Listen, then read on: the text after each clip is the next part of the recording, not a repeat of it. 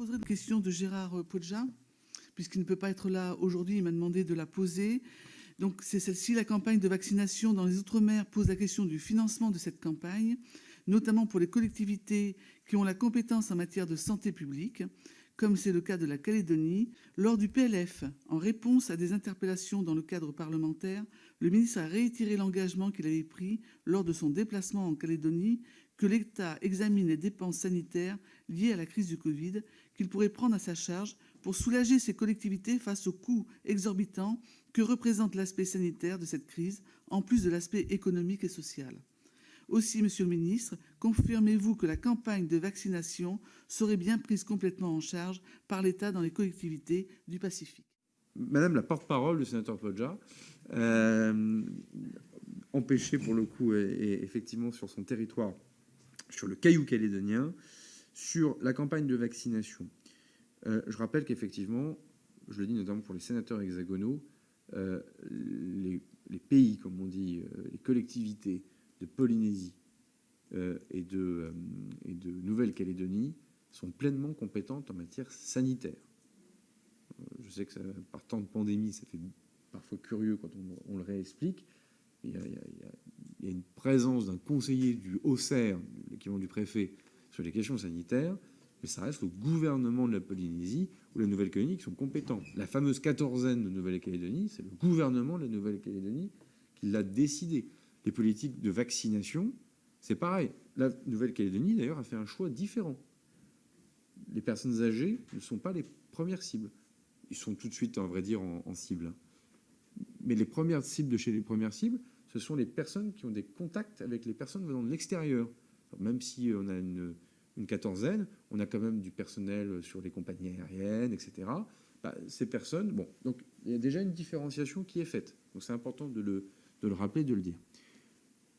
La lecture de ces compétences, si on fait un peu de droit, voulu dans cette maison d'ailleurs largement, c'est que si on n'est pas compétent, il y a eu des transferts de financement qui permettent à ces collectivités de le faire. Je sais que je ne suis pas toujours populaire dans l'hémicycle quand je le dis. Enfin, je ne suis pas populaire chez les sénateurs de ces territoires-là. Je le suis nettement plus chez tous les autres sénateurs de tous les autres territoires. C'est que si on a ces fameuses différenciations, c'est qu'à un moment donné, dans un cas, on a transféré la fiscalité, on ne prélève pas un certain nombre d'impôts, le système social n'est pas le même, parce que dans les autres, en revanche, on est sur identité, spécialité, enfin tout ce que vous connaissez par ailleurs. Je le dis parce que je vois bien qu'en situation de crise, on réinterroge ça quand même. Et en fait, en situation de crise, on aimerait que ça soit comme dans l'Hexagone. Moi, je ne suis pas contre, à vrai dire, pour être honnête, complètement avec vous, jusqu'au bout. Je dis juste que c'est nouveau. C'est-à-dire que dans des territoires dans lesquels on est soit indépendantiste, soit autonomiste, il y a quand même un besoin d'État qui s'exprime, y compris en Nouvelle-Calédonie. Je trouve que c'est intéressant, quand même. Ça mérite d'être regardé. Non, mais il faut le dire, c'est pas neutre. Bon. Alors que l'histoire de Wallis amène à ce qu'il y ait beaucoup besoin de France et d'État, c'est normal, c'est l'histoire qui le dit. L'histoire de la Nouvelle-Calédonie, qu'on ait ce besoin de France sur l'usine du Sud, pour le nickel, ou sur la vaccination, je trouve ça quand même intéressant d'être noté et souligné. Je le dis quand même au passage.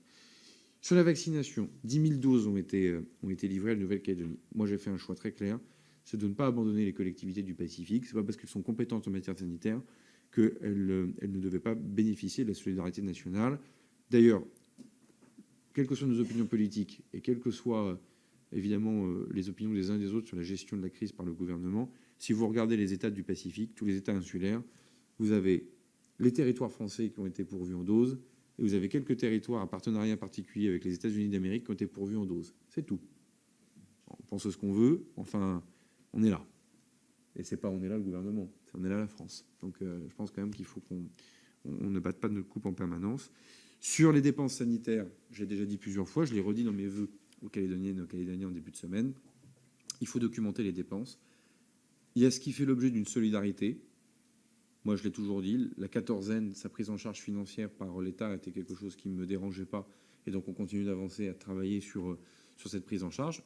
Ça passera forcément par une loi de finances rectificative, parce que je ne sais pas dépenser de l'argent que le Parlement ne m'aurait pas autorisé à dépenser, ça vous le savez. Donc il faudra le voir le moment venu quand on aura un véhicule pour y mettre un chiffre. C'est pour ça que je ne donne pas de chiffre tout de suite. Le président Santa le sait, comme le président Fritsch d'ailleurs. Et après, en revanche, il faudra aussi dissocier les dépenses des choix politiques locaux qui ont été faits dans le cadre des compétences sanitaires. Parce que sinon, évidemment, on aura un problème de lecture au global. En tout cas, on sera solidaire et on répondra présent.